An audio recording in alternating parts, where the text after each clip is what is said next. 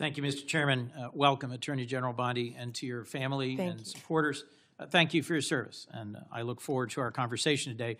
I have a simple three-factor test when considering the executive branch nominees before us. Do you have the qualifications and experience to do the job, policy views to do the job in the best interest of the American people, and the character and integrity to conduct your job, and yours in particular, with the independence that the role requires? You demonstrably have the relevant experience. I understand we will not see eye to eye on some or even many policies, but we had a constructive conversation last week about our shared interest in fighting the opioid epidemic, countering human trafficking, criminal justice reform, and supporting law enforcement.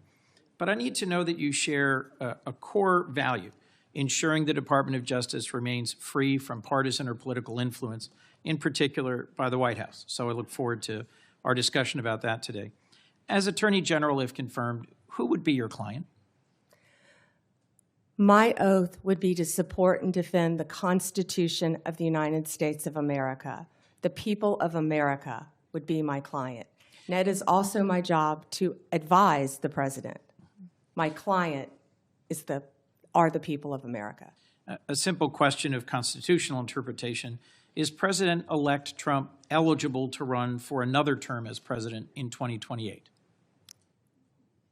No, Senator, not unless they change the Constitution. Thank you. One of the concerns I've raised with you is safeguarding the Department of Justice's independence in the face of some promises on the campaign trail by then-candidate Trump that he would use the department to target his political adversaries, or that he might interfere with prosecution. What would you do if your career DOJ prosecutors came to you with a case to prosecute, grounded in the facts and law, but the White House directs you to drop the case? Senator, if I thought that would happen, I would not be sitting here today. That will not happen, will not happen. Every case will be prosecuted based on the facts and the law that is applied in good faith, period. Politics have got to be taken out of the system. This department has been weaponized for years and years and years, but let and me, it has if to I stop. Might, thank you. Let me, if I might, Madam Attorney General, refer you back to Senator Durbin's opening comments about previous attorneys general, our former colleague, Jeff Sessions, Bill Barr. I don't think it's credible to say that it may never happen that the president-elect would direct an unethical or illegal act. I think both of those attorneys general found themselves crosswise with the then president by doing things he didn't welcome or approve of. Just answer the question for me, if you would. I know you may not expect it. I know you wouldn't have accepted this nomination if you thought it possible. But let's imagine that once again, President-elect Trump issues a directive or order to you or to the FBI director that is outside the boundaries of ethics or law. What will you do? Senator, I will never speak on a hypothetical, especially one saying that the president would do something illegal. What I can tell you is my duty, if confirmed as the Attorney General, will be to the Constitution and the United States of America. And the most important oath, part of that oath that I will take, are the last four words, "So help me God." Given the importance of that oath, I hope you can understand the importance of repeated questions from some of us about the importance of having independence in the Department of Justice. It has a long tradition of independent special prosecutors, especially to handle high-profile or often political cases. If you got credible evidence of a criminal violation by a White House official, including even the president, would you bring in a special prosecutor?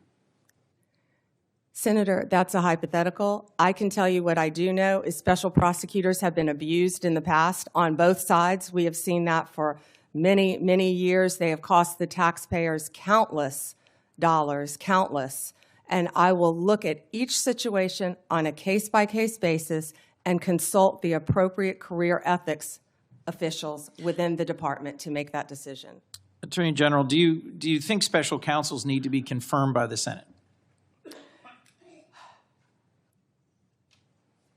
I will follow the law and I will consult with the appropriate ethics officials regarding the law right now, they do not need to be Senate confirmed, of course. But you did sign an 11th Circuit brief arguing that they should be. I will follow the law, Senator. That's why I said that. Understood, but I was just getting to the clarity about the difference between a Absolutely. position you've advocated and what the current law is. Thank you for that. Look, bluntly, to me, refusing to answer a hypothetical when there is clear and concrete previous history raise some concerns for me. I think Chris Wray has done an outstanding job as FBI director at avoiding political pressure, and although he was chosen by President Trump, he's being driven out so that he can be replaced.